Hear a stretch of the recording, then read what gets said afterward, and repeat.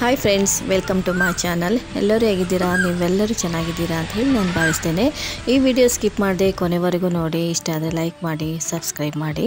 ವಿಶೇಷವಾದ ಅತಿಥಿಯನ್ನು ನಿಮಗೆ ಪರಿಚಯ ಮಾಡುತ್ತಿದ್ದೇನೆ.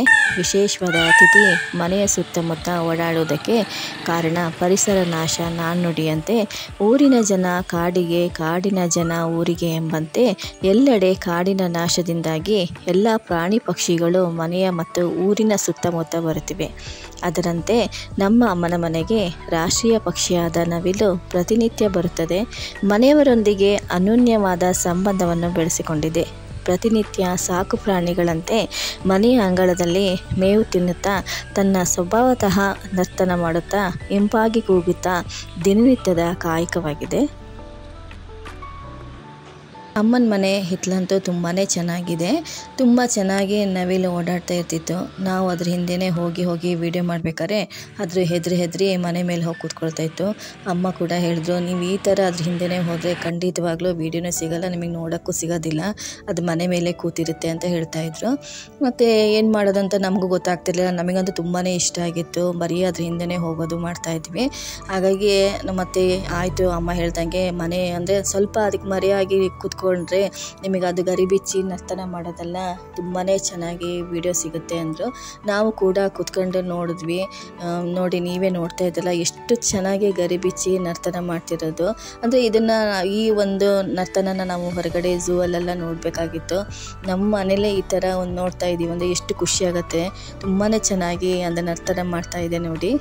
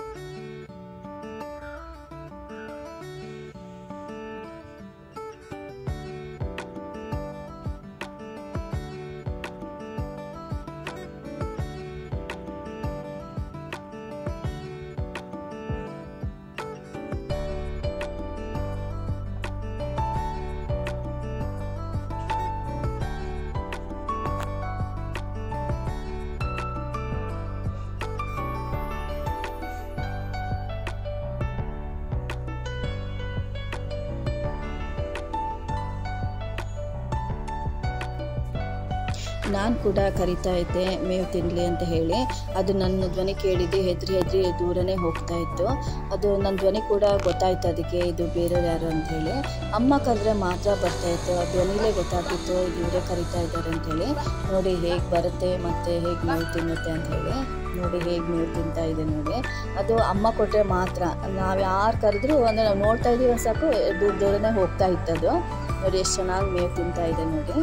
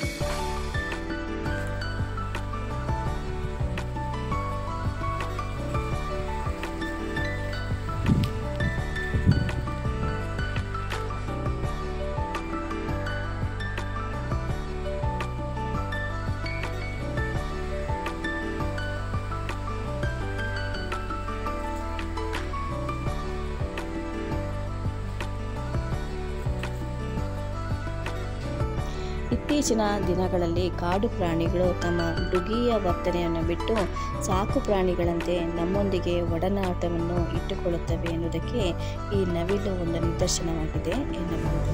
ಪ್ರಾಣಿ ಪಕ್ಷಿಗಳನ್ನು ಪ್ರೀತಿಸುತ್ತಾ ಪರಿಸರವನ್ನು ಉಳಿಸಿ ಬೆಳೆಸೋಣ ಅಲ್ಲವೇ?